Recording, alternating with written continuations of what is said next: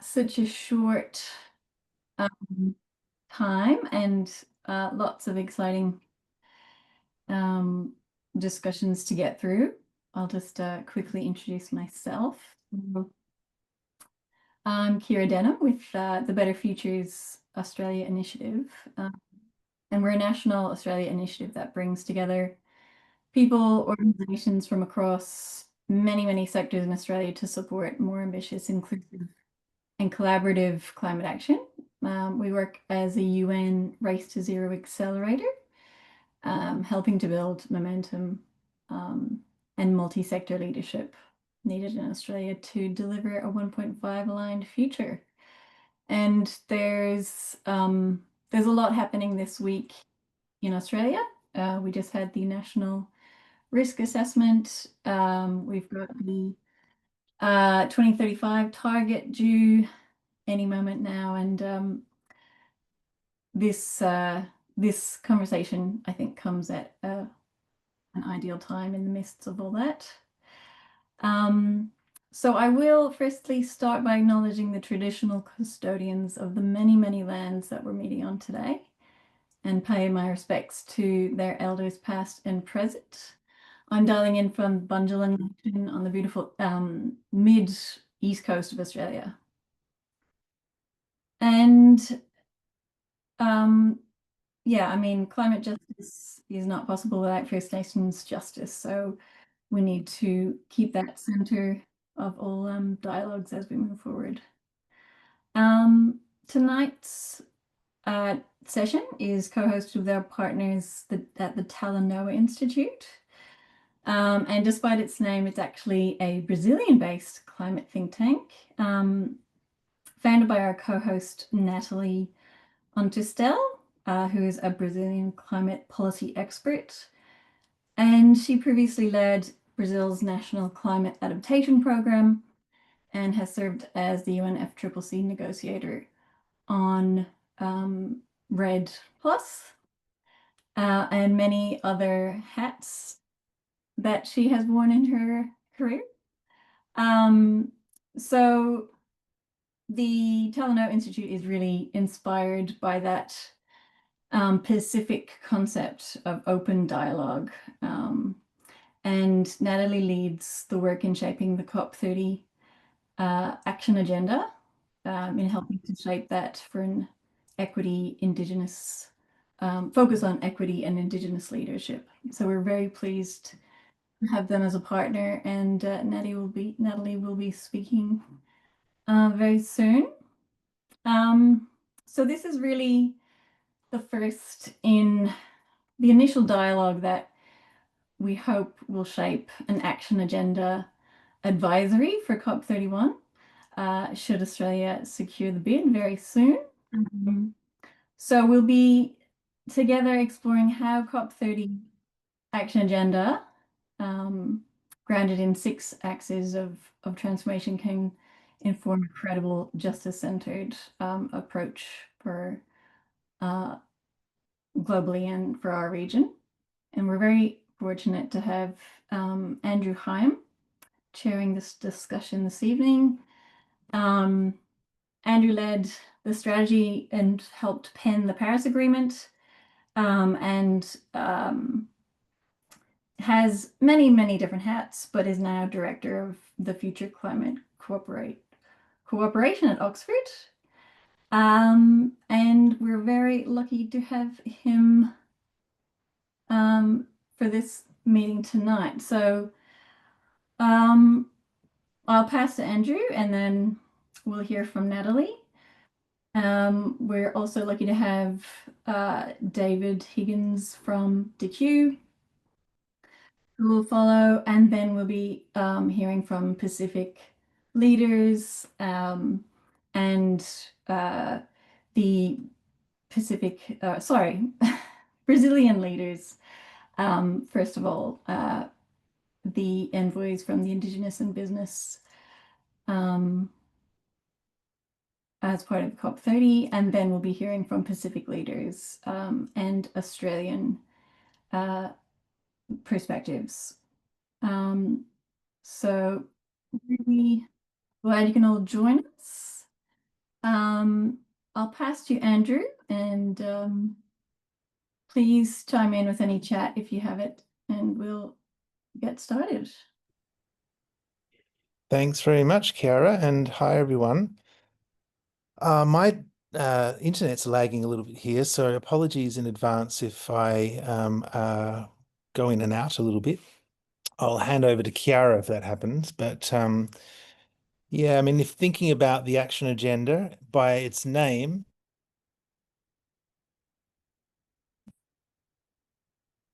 what we're trying to do as we can to help deliver on the Paris Agreement. I guess the point of this exercise today is to think through how the action agenda might evolve between COP30 and COP31, thinking about what would be different next year and what we might want to do to structure it in a way that can really, accelerate the results that I guess we'll think about it from a structural point of view, but also think about what needs to happen over the course of the year to deliver actual outcomes by the time we get to COP31. And of course, grounding it in the brilliant work that the Brazilians have done, and also, the legacy of the action agenda over the years that we've had it. So yeah, let's start with you, Natalie, if that's okay with you. And maybe you can give us a bit of a sense of what the action agenda looks like at the moment leading into COP30. We know a bit about the 6 axes, the themes, the 30 objectives, and the way things are being organized, but maybe you can sort of unpack a little bit about how things are being organized and what we should expect by the end of COP30 and where things might head into next year. Thanks. Thanks, Andrew. Thanks, Chiara. Good morning, good evening, everyone. Very happy to be here with you. As Chiara already mentioned, I'm Natalie Untersell. I'm the president of the Talanoa Institute, which is a climate policy think tank in Brazil. And I'm also a member of the COP30 Presidency's Adaptation Council. So a privilege to open this dialogue with you tonight. And as you can imagine, we are meeting at a very crucial moment. There's less than 60 days till COP in Belém. And the preparations here are well underway, and we are overwhelmed as well. And I know that in Australia, you are about to present your 2035 NDC, also exploring the possibility of co-hosting COP31 with the Pacific. And we all know these are not separate processes, right? They are part of one continuum. And we know that the credibility of the Paris Agreement really depends on what we can deliver together from Belém to the Pacific. So sharing a bit of a perspective from Brazil, over the last 2 years, we have built what I like to call a coalition of coalitions. So we have indigenous peoples, business, civil society, academia, governors, mayors, all coming together around one goal, which is making COP30 succeed. And of course, we know that the geopolitical headwinds are pretty strong at the moment, but this unity shows how much is at stake and how determined we are in terms of making Belém worthwhile and really successful. And this is why connecting with you in Australia and with our Pacific or your Pacific partners is so important in terms of the action agenda that are different axes of transformation actually seeks the energy, the food and land use, industry and finance, nature, cities, and adaptation and resilience. And the guiding principle is clear. So action that begins and ends with people.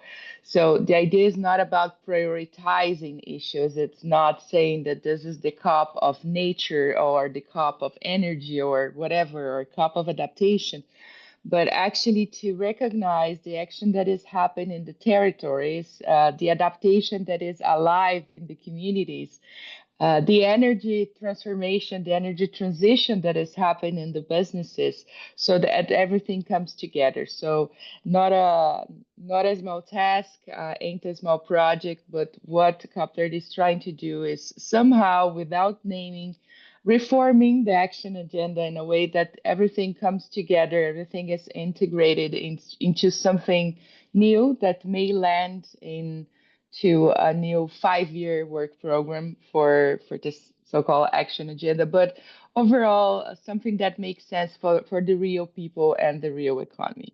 But of course, to succeed, this access cannot remain only in Belém. So I think we are just planting the seeds so that it can extend into COP31 process. They can inform the design of COP31. And as Andrew mentioned just now, it's important to start thinking how it might evolve next year when Brazil is still the president of COP. And luckily, we will have Australia leading the process. So I see strong resonance with what Better Futures Australia has been doing. You are a coalition mobilizing stakeholders beyond the national government. And I think this is the kind of reach we need from Amazon to Australia, from Belém to the Pacific, making sure that the action is really at the center of everything we do. So let me stop here and get back to you, Chiara, so that we start this. Thanks, Natalie. That's awesome for just teeing it up. And we've also, of course, got the support of the champions along the way, and the champions really being a core piece of the action agenda. And we're fortunate to have Emanuela with us from the champions team. Would you mind adding to what Natalie said and giving us a sort of a longer term perspective on the action agenda and where it's heading?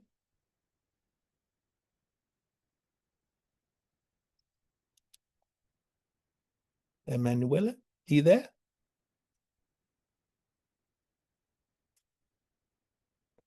I don't think she's joined yet. No. Okay, moving along then.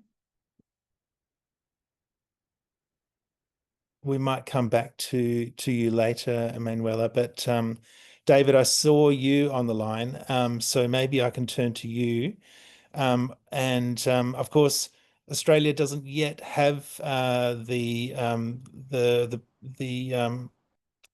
bid successfully yet, but I suppose what I would ask you is, if Australia is successful and you're looking back from 2027 at a year of action leading up to COP31, what does success look like, and what might we have done differently in 2026?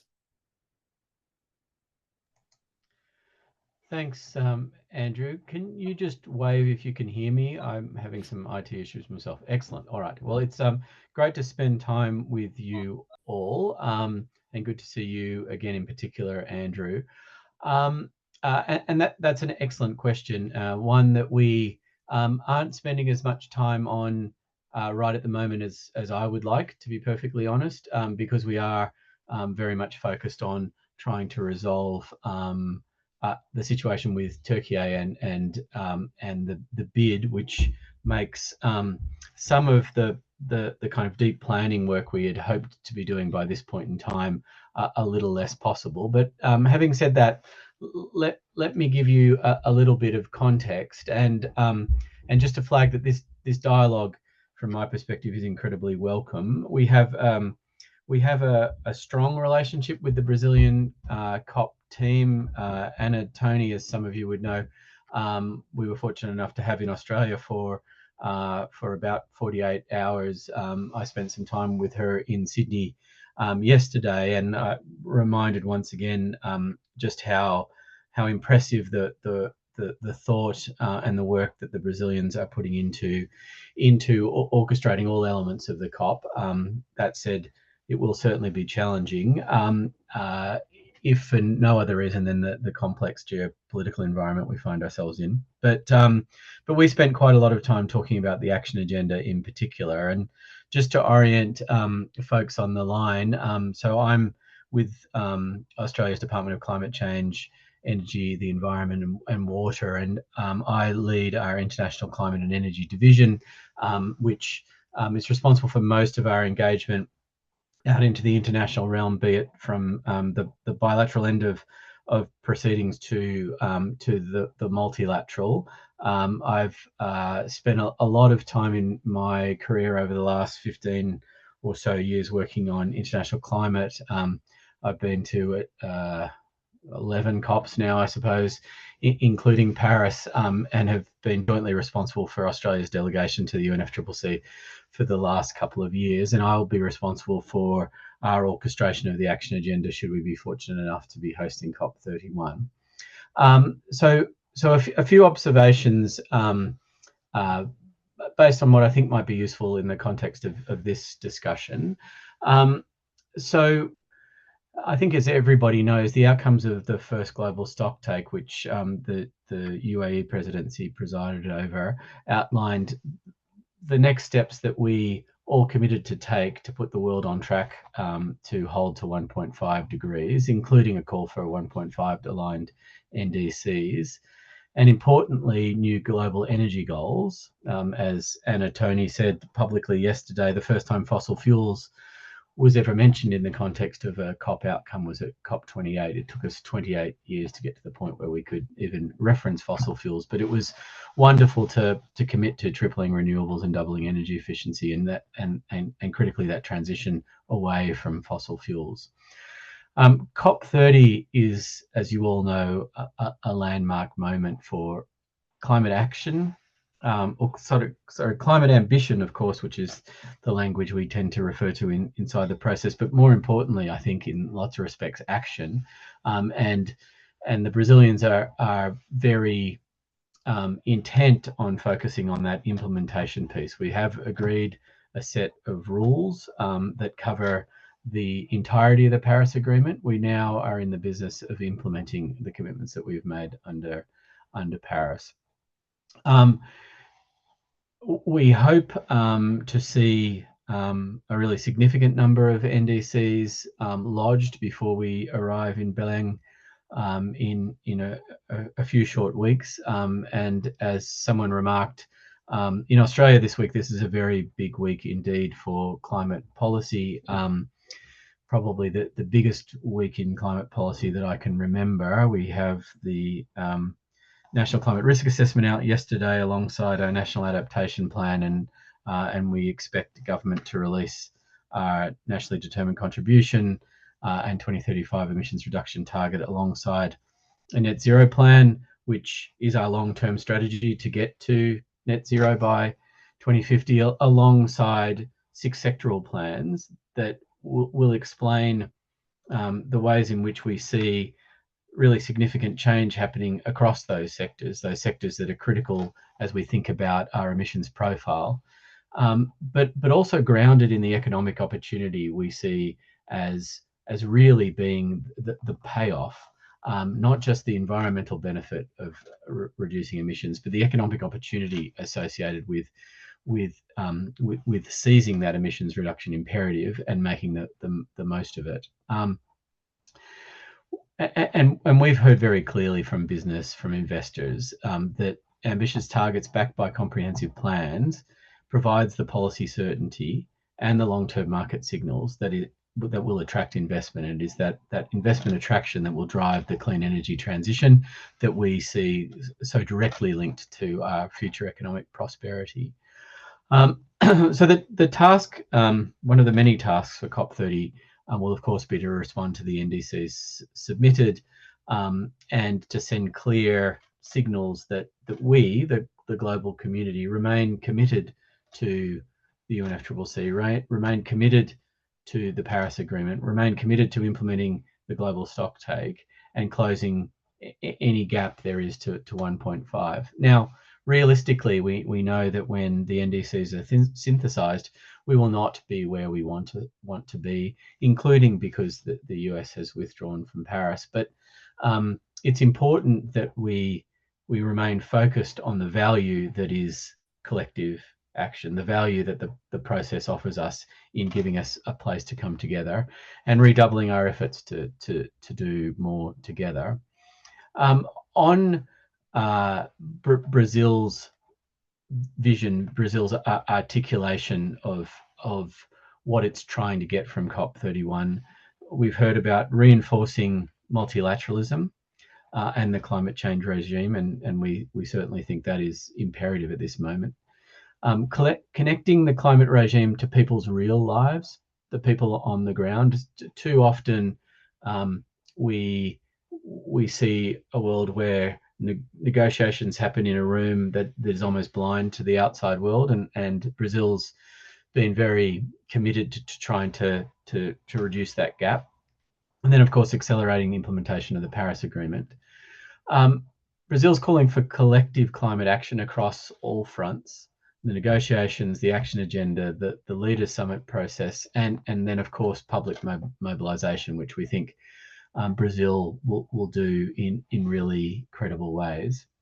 The reinforcing the multilateral system point is one that we will strongly champion if we are in the fortunate opportunity to host COP31. We really do see huge value in multilateral approaches to global challenges, and there is nothing that meets that bar as readily as climate does. It is the most wicked and most complex of problems, and requires global solutions.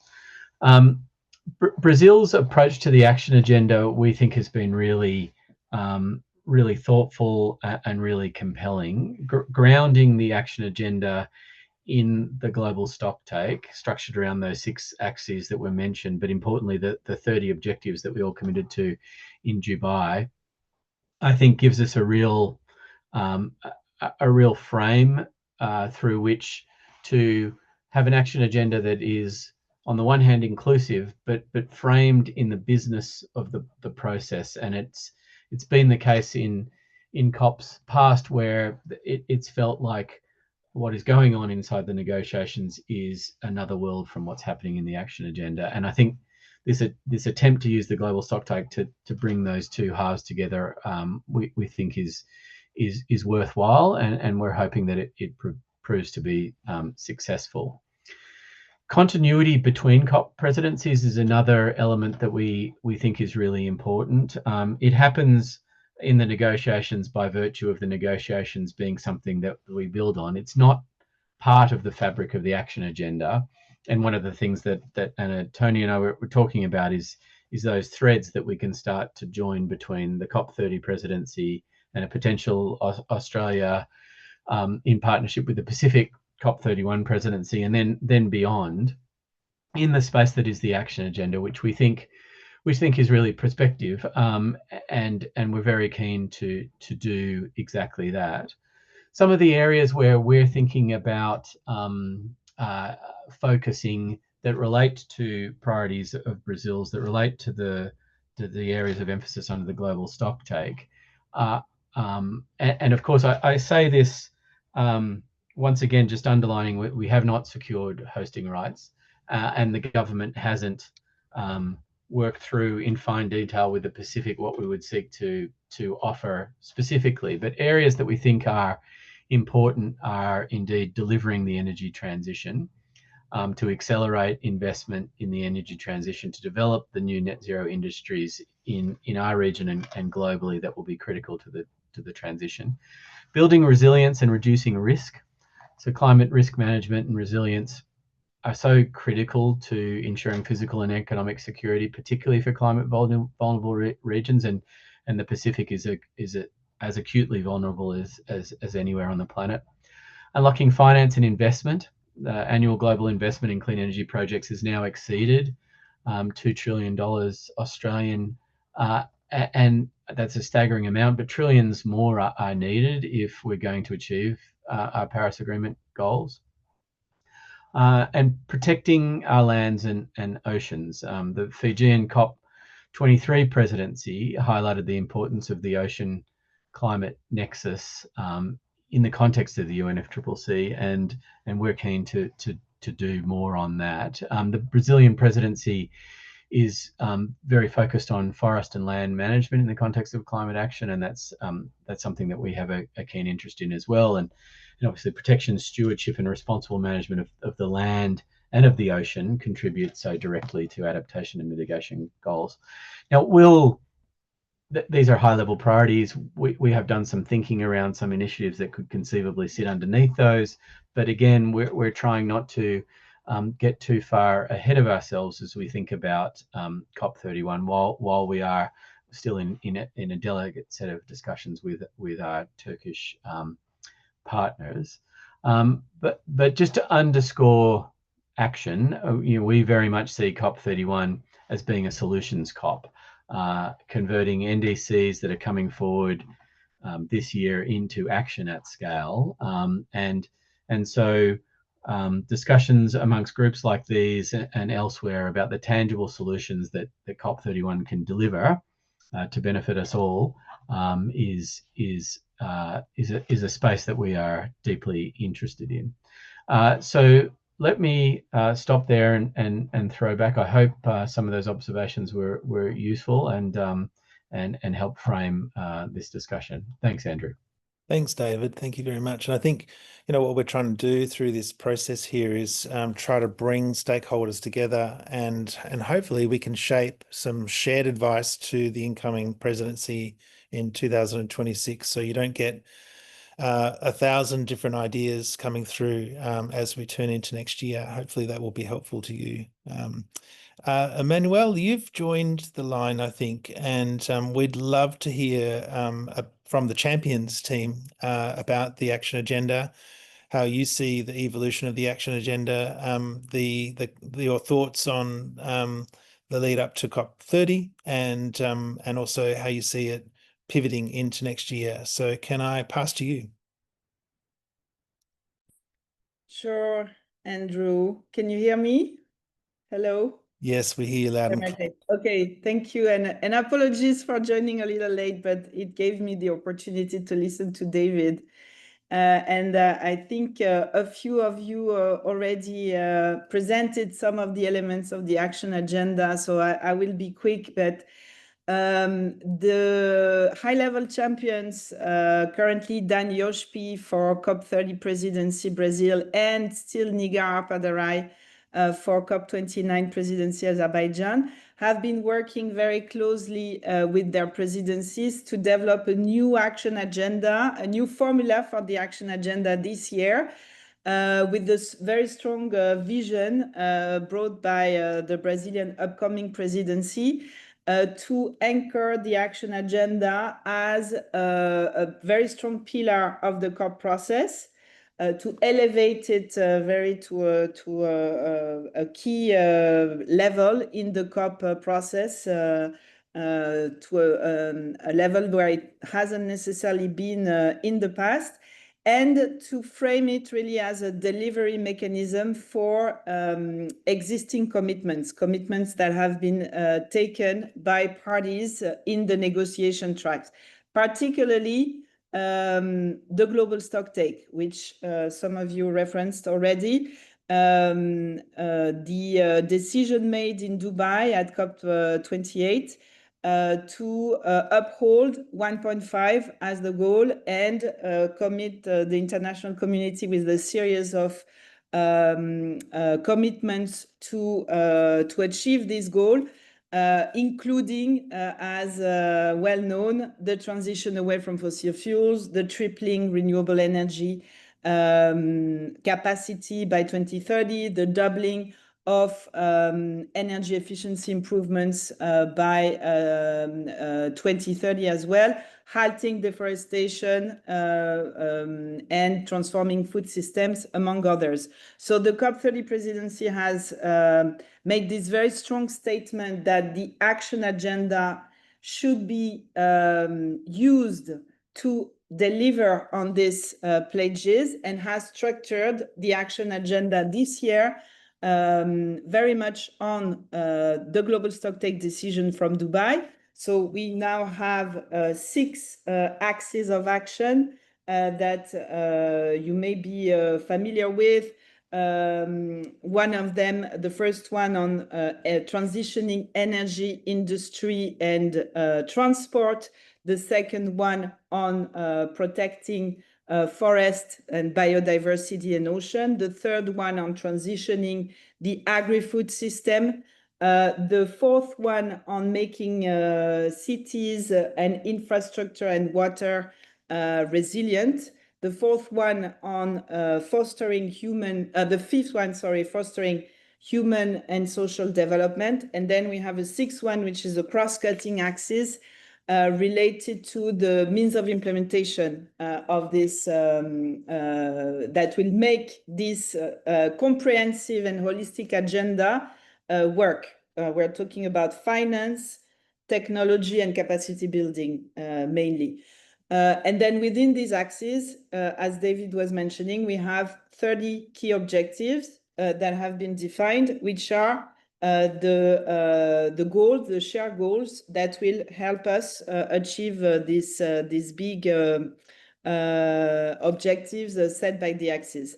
And within each axis, a granary of solution, specific technological, political, social solution that the community of climate action has been developing over the years and need to be continued and in many cases scaled. I think that's for the substance of the action agenda, the goals, the topics. So it's quite comprehensive and ambitious at the same time. Now, for how it will work, because the changes that we see this year are not only about the substance, but also about the functions of the action agenda and how we make it a more effective place. We've been restructuring it through or via 4 different pillars. The first one is coordination. So how we better integrate all the ecosystem of climate action and make sure it is working in harmony and in synergy rather than in silo. So this is a strong work of coordination that is happening right now through the activation groups that some of you may be involved in. Quite an important part of the plan. The second piece is about measuring and tracking. And here, really using the existing platforms of the UNFCCC, particularly the NASCA platform, which is the official platform of the UNFCCC, launched in COP31 in Paris for tracking and making accountable and transparent the climate action by non-state actors. So we are now asking a bit more frontally to initiatives of the action agenda to actually register to NASCA and report progress against their own KPIs, but also against real economy indicators and how they are contributing to systems transformation in their sector. The third element is showcasing solutions. So through the construction of a new platform called the Granary of Solution that will be launched next week in New York, how can we show to the world the different solutions that exist to achieve our goal? What are the existing good cases and success stories in each sector? And finally, and perhaps the most important element is the scaling dimension or the scaling part. So all these solutions exist. However, we know that they are not yet reaching their full potential and should be accelerated a lot more in speed and scale in the future. So how can we work together on some plans to accelerate these solutions is the fourth element of the action agenda that now all initiatives involved are being are working on, and will be probably hopefully one of the most important contributions of this COP. So really inviting initiatives to present some plans to tackle some specific systems change levers, such as supply, demand, policy, finance, but also capacity building or inclusion in some specific sector, to have a work plan starting in 2025 until the next Global Stocktake 2028 to make the action agenda even more action-oriented and result-oriented in the next year, and more useful to and directly connected to the second Global Stocktake. So those are, in a nutshell, the features of the new action agenda that Brazil has designed this year with the high-level champions. Thank you. Thank you very much. Thank you. That's really helpful to get that picture. Natalie, you are bringing so many of Brazilian civil society leaders along the journey with the action agenda in the lead up to COP30. And I'm wondering if you might be able to facilitate a bit of a conversation with a couple of the key players to give us a bit of a sense of how what the experience is for leaders to engage and to drive outcomes in the lead up. Thank you, Andrew. Yes, the idea now is to hear from two great Brazilian leaders who are actually shaping the action agenda in practice. So I'm delighted to welcome Fernanda Delgado, the CEO of the Brazilian Association of Green Hydrogen, and Joênia Wapichana, which is the president of FUNAI, the National Foundation of Indigenous Peoples, actually the first Indigenous person, the first Indigenous woman to lead this national agency in the history. So thank you, Fernanda and Joênia, for joining us. And I'm going to start with you, Fernanda. Thank you for joining. Thank you, Natalie. It's such a pleasure to be here.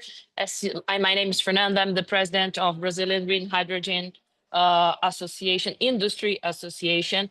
Also, I am with Natalie as in the board of the Brazilian presidency for many topics. So I would be very brief. I'm in Chile. I'm not in Brazil right now. You can see by my clothes, it's really cold here, not actually like us in Brazil. Well, I guess Emmanuel said very strong things and regarding how we are going to make this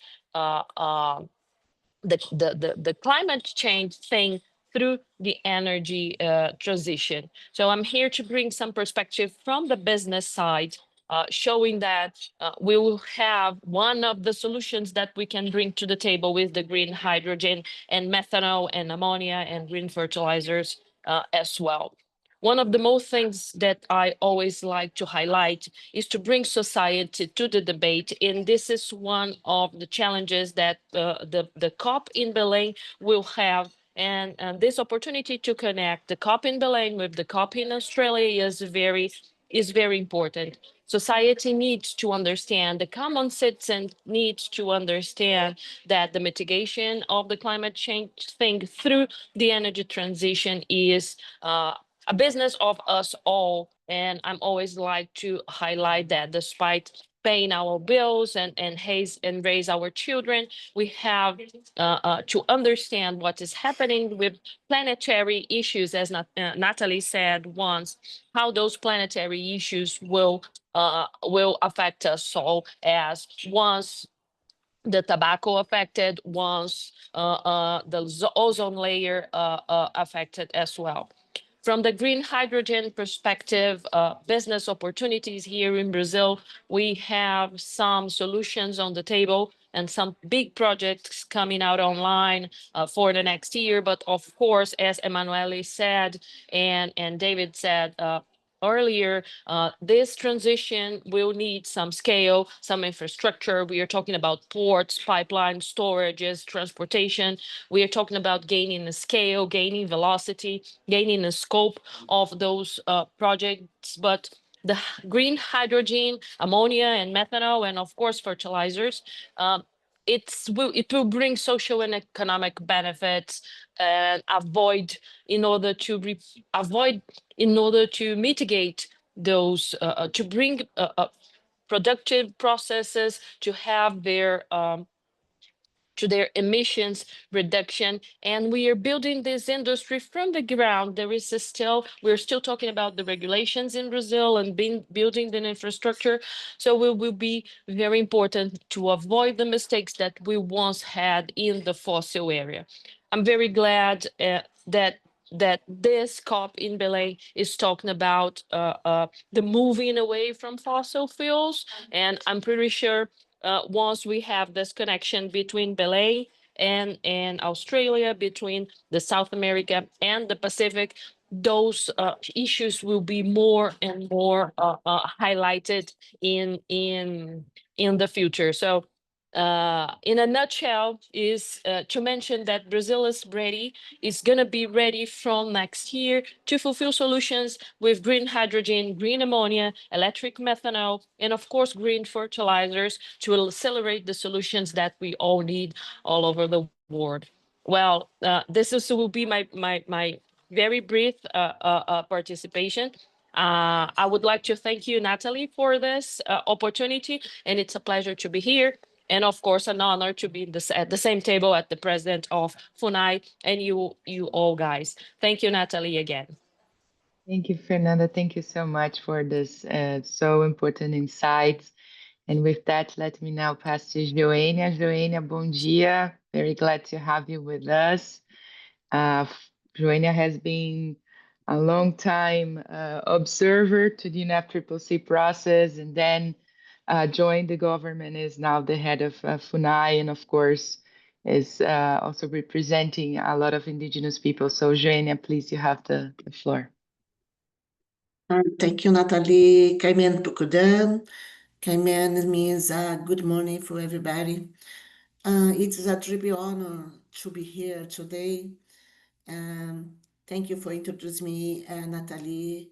In fact, I am the first indigenous person become a FUNAI president. It's historic. However, it is a demand a long years for indigenous peoples in Brazil. But also, I was someone who spent many years in civil society, working with the indigenous community, defending rights. And since 2007, between 2009, I served as observer to the UNFCCC. And from this long journey, I can tell you, it is a true achievement to see how far indigenous peoples have come to in the climate process. And for many years, we are the only imagine trying to make our voice heard. Today at the COP30, world peoples are front and center. And the fact that this COP will take place in Amazon or home or sacred territory in the language of the hair. It is too important for us, but in fact, it makes this achievement even more powerful. We expect around 2,000 indigenous peoples to be present in Belém, bring proposals, solutions, and demands. We also have the indigenous cycle presided by Minister Sônia Guajajara, which is helping to organize and amplify those voices. For us, it is not just symbolic. This is about ensuring that Indigenous perspectives are truly embedded in decision that share our common future. And the fifth letter from the COP30, the president made clear that people must be at the center. That means women, children, and Indigenous people were not to be an afterthought, but a priority. And this is exactly what we believe. The climate action must put people, dignity, and rights at the heart, especially adaptation and resilience. In this sense, we know that Aboriginal and Torres Strait Islander peoples carry profound knowledge, resilience, and leadership. We look to them as brothers and sisters in this global struggle. COP30 and COP31 offer a unique opportunity for Indigenous peoples from the Amazon and from Australia to work together, showing the world that protecting land, water, and the culture is separate from the protection of the climate. Looking ahead, we also know that leadership will be measured by action. Brazil is preparing for COP30 in the Amazon. Australia, as potential host for COP31, we carry the responsibility to show ambition and courage, in particular through its new NDC. The world is watching, and we believe Australia can demonstrate strong leadership by aligning its climate goals with the science and the justice demand.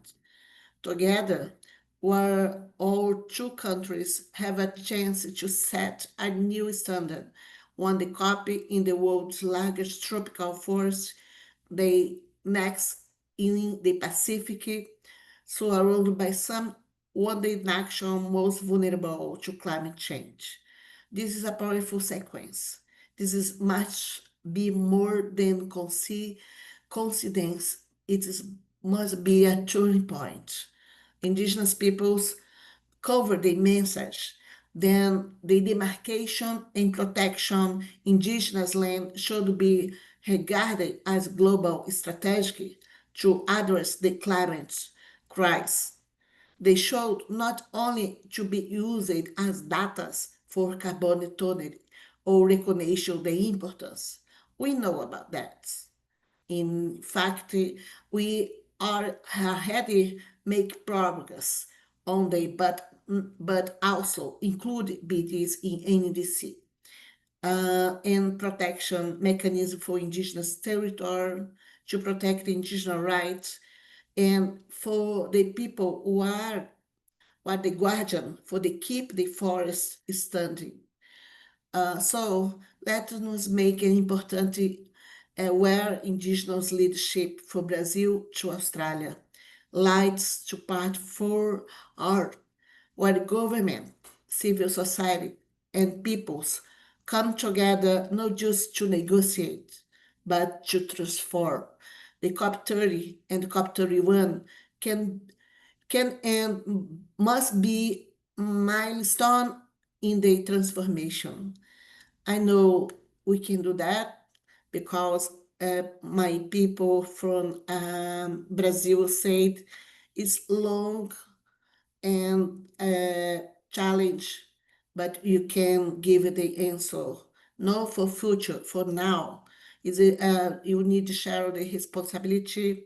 You want to see the next generation, but you need to start now. Thank you for the invitation. Thank you, Natalie. I hope you see in COP30 here, everybody. Thank you.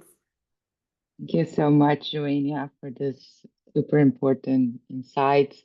And with that, I'll hand back to Andrew to guide us into the next panels. Thanks.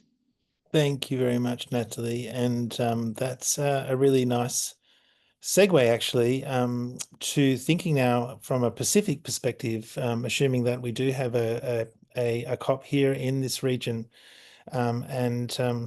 thinking about what success looks like. And we're lucky to have both Jackie Peel and Ofer here from SPREP. So I'll turn to you first, Jackie, if that's okay. And maybe Jackie represents the Alliance of Universities preparing for COP31. And I know you've been doing some thinking about this. So how do you see it, Jackie? Thanks very much, Andrew. And I'm really delighted that the SPREP colleague on the call is Fred, who we've worked with closely before at the Pacific Climate Change Centre. So I think Fred's going to speak particularly to the Pacific priorities. I just wanted to focus on two aspects. The science and the sort of shift to implementation, accountability and justice. So on the science point, I think that what success looks like, a part of that is holding to the science and the alignment with the 1.5 degree mission, even though we know that we're increasingly probably heading for 1.5 with some degree of overshoot. We've seen in Australia the National Climate Risk Assessment released yesterday, which makes very clear that the risk increases with every increment of warming above 1.5. So one of the things about that means how we're going to feed science, evidence and research best into policy action and implementation to achieve the kind of solutions focus that David Higgins was talking about in his remarks. And that's one of the reasons why the COP Universities Alliance was formed, to be able to bring together the best science and research from across Australian universities in collaboration with the University of the South Pacific and New Zealand universities, and feed that and make it available to the COP presidency to help shape some of those action agenda policy initiatives. And one of the things I think that these kinds of initiatives can bring is a bit of continuity between the COPs. So the universities, networks, and many of the other networks that are forming obviously are quite well networked themselves with international counterparts. And so there is the possibility, just as the presidencies are developing a continuity of agendas, for us to mimic that with a sort of sistering arrangement between our different alliances in different sectors relating to aspects of the action agenda. In terms of the science, one of the areas that's emerging as particularly important, particularly as the IPCC process gets underway, which will run sort of concomitant with the timeline for until the next global stocktake, is that there's two kinds of needs. One is that the challenging geopolitical environment is increasing the amount of climate disinformation and also challenges to some of these scientific policy institutions like the IPCC. So there is a need to keep reinforcing through the action agenda, I think, the role of IPCC science. And the IPCC itself is also trying to ensure that the science that is included in the assessments is more inclusive of different perspectives. And there's two particular focuses there. One is on better inclusion of Indigenous and traditional ways of knowing. So that's a really big focus. And the second is on underrepresented regions. And this is one area where we're working closely with the Pacific colleagues to try and build better representation of Pacific science, which is a capacity building exercise. So if we can't see it in the terms of the peer-reviewed literature, we can't record it and we can't represent those experiences up to policymakers. So that kind of support for actually bringing Indigenous knowledges and bringing Pacific experiences into sort of the scientific sphere that is the IPCC is incredibly important. And finally, on the shift to accountability, implementation and justice, we've obviously had just in July this year, the International Court of Justice releasing its advisory opinion. We don't know quite what the effects of that might be on the development of the action agenda, but it does signal a greater focus on the implementation of countries' Paris Agreement obligations, that those obligations can be subject to judicial oversight. And obviously underlying the whole of the ICJ decision, which was of course initiated by colleagues in the Pacific, is a strong call for climate justice. And the International Court of Justice does make a finding that failure by countries to actually implement their Paris Agreement obligations can lead to international liability. So it puts a different kind of framing, I think, on this question of what needs to be done to implement obligations. And that's something that the Pacific countries have particularly taken the initiative to push for as part of a broader aim to ensure that climate justice is at the centre of delivery of the COP action agenda. So I'll stop there, Andrew. Thanks. That's a great lead into Fred Patterson and the leadership role that the Pacific has played on climate. And Fred, how do you see the action agenda moving into next year? What are the sort of priorities that the Pacific are seeing? Thank you. Can you all hear me? Yes. Okay, great. Yeah, so I'm Fred Patterson. I'm the climate finance advisor based here at SPREP as well, at the Pacific Climate Change Center. We've been working with Jackie and the team on a number of collaborations. So good to see you, Jackie, online as well. I think from the Pacific perspective, as we speak, there is an ongoing discussions in Brisbane between the Pacific Island countries and Australia in trying to frame the priorities for the region. And I think David has touched on a number of these priorities going forward. But at the top of the thinking, and I think, thank you, Jackie, for raising the issue of the ICJ advisory opinion, because it is a Pacific-led campaign led by Vanuatu. And I think for the region, keeping 1.5 alive is, as small island states, is fundamental to survival. I think Pacific Island leaders have continued to advocate for a world that achieves 1.5, and the decision, the opinion by the International Court of Justice reinforces the opinion, the legal opinion, that the science, in keeping with the science, 1.5 states have obligations to collectively to keep their emissions below the 1.5 goal. And so I think that is one of the key messages that Pacific leaders will bring, not only to Belém, but going forward into COP31, should Australia be successful with the Pacific. This also reinforces the points raised by David on the outcomes of the GST, which forms the basis for the climate action agenda.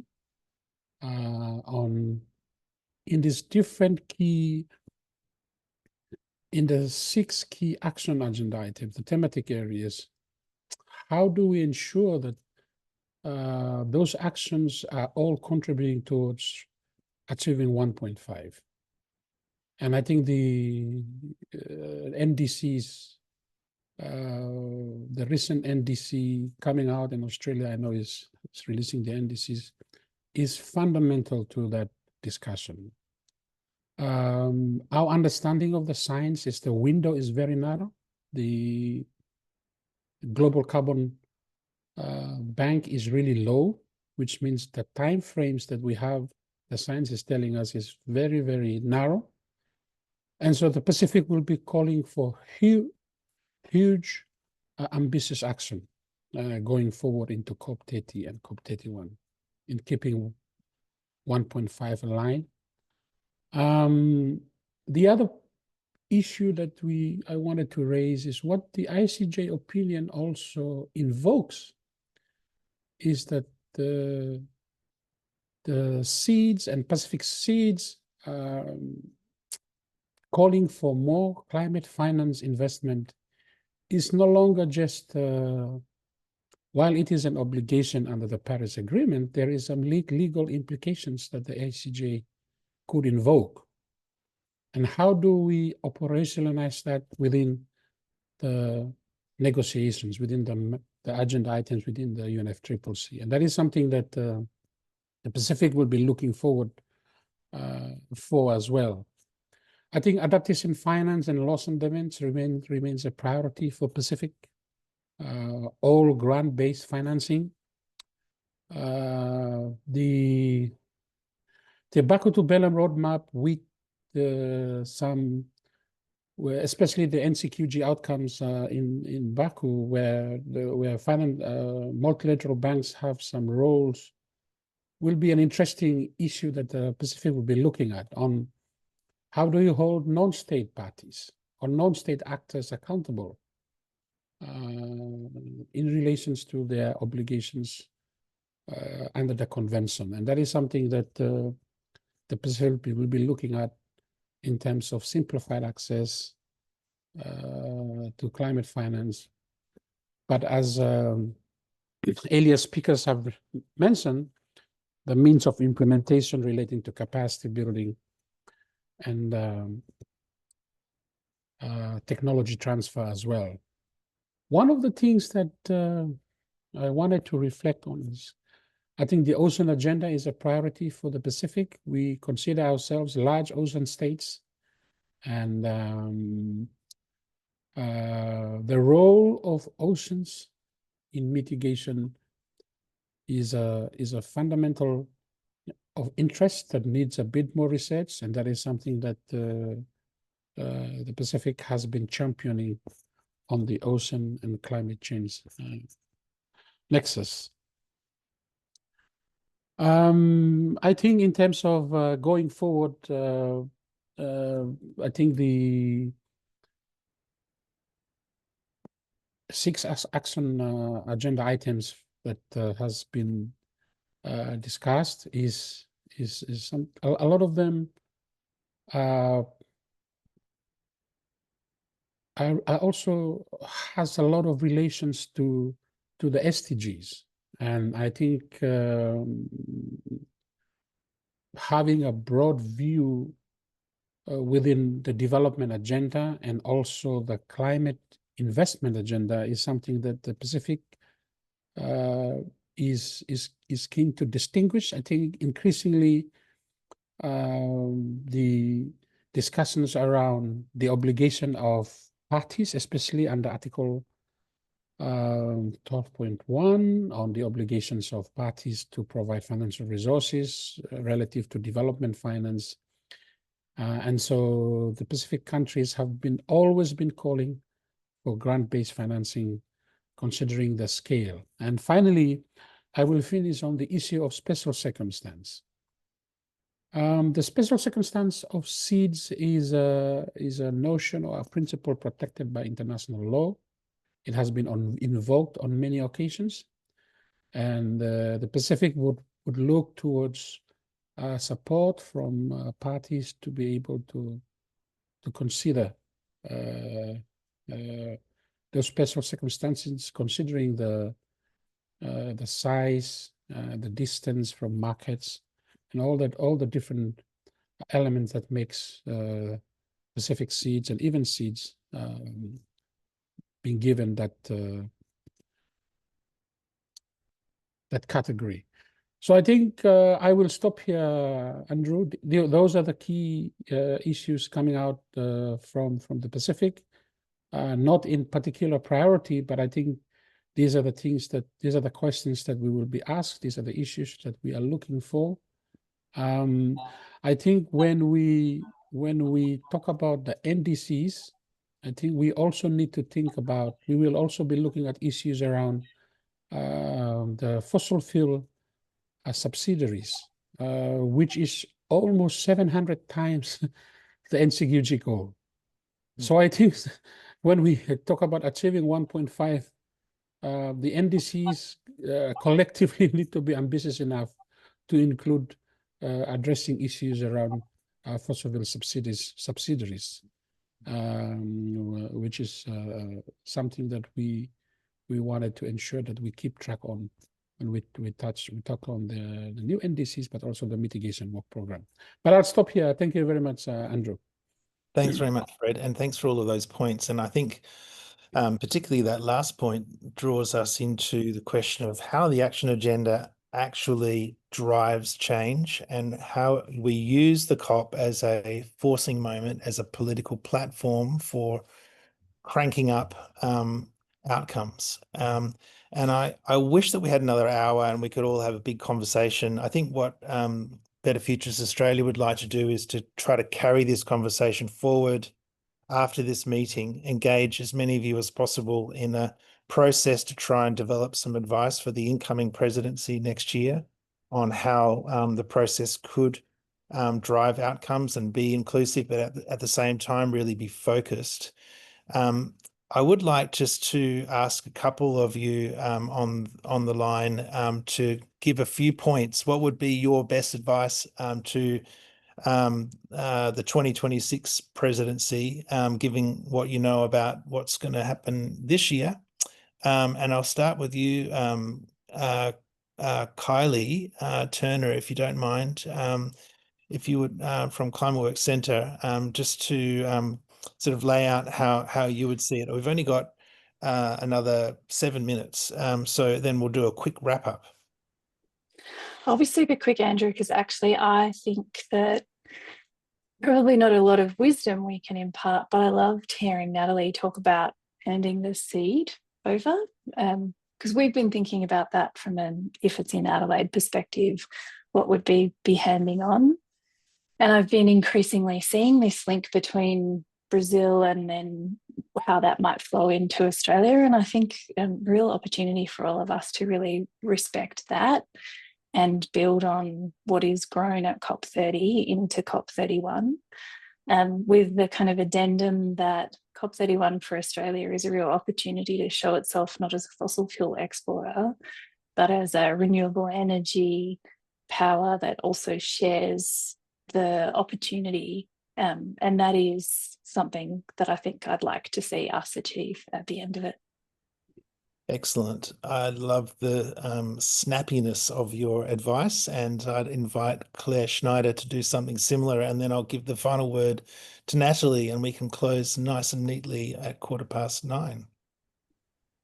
Thanks, Andrew. And yeah, really loved hearing from all of the speakers tonight. So much for us to learn, so much wisdom. So thank you to everyone for sharing and joining. I lead an organisation that is focused on corporate integrity, accountability, and also ambition in Australia. So I think from that perspective, there's it's really important that the focus has shifted to implementation in COP30, COP31, and that there's, I think, a really strong role for civil society to play in supporting campaigns, actions for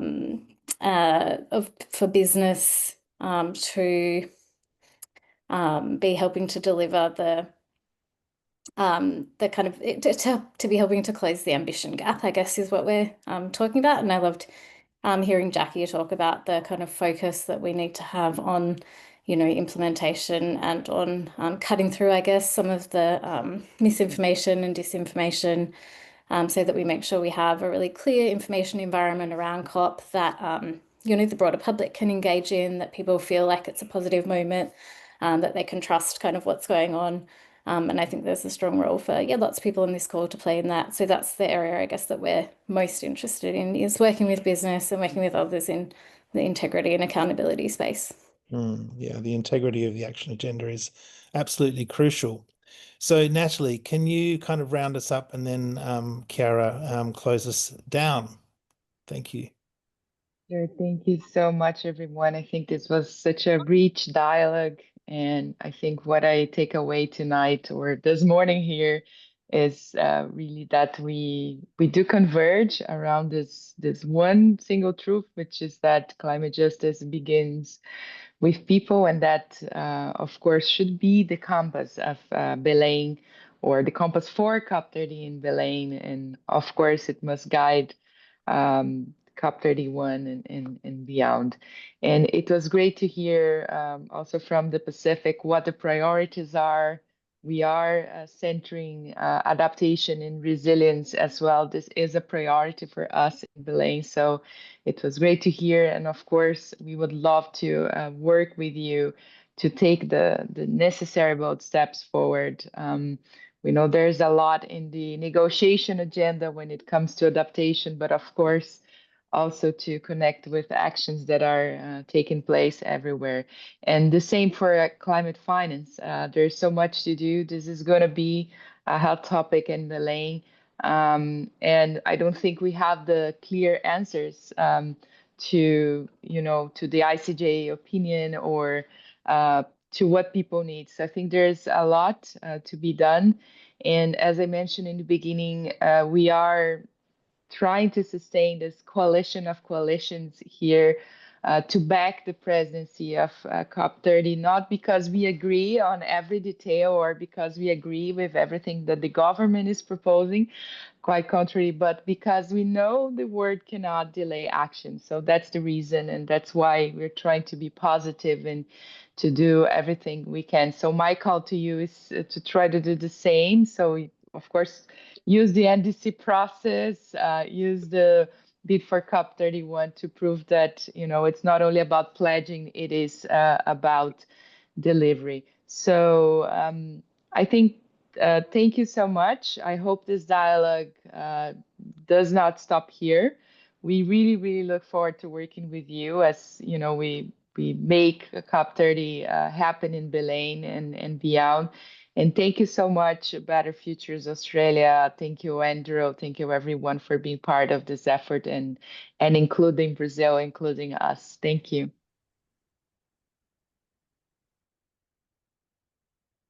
Thank you so much, Natalie, and Andrew, and to all of our speakers this evening. Yeah, it's been a really insightful and rich conversation. And yeah, I think, the wisdom and the mechanisms are amongst us all. And so we just, we've got the push and the drive to get to the implementation and action over the next year, and hope to connect the dots in terms of the action agenda from Brazil to Australia and the Pacific. So we hope we can continue this conversation, and we'll take the insights from this evening to bring forward into kind of an advisory for the incoming presidency that we hope we will have in the next month. So please stay in touch, and I'm sorry that we didn't have time to hear from more of you here, but fantastic to get such a wide range of perspectives, and really grateful to the Talanoa Institute and Natalie and Andrew for chairing, and please stay in touch and have a good night and a good day. Thanks, everyone. Bye. Thank you.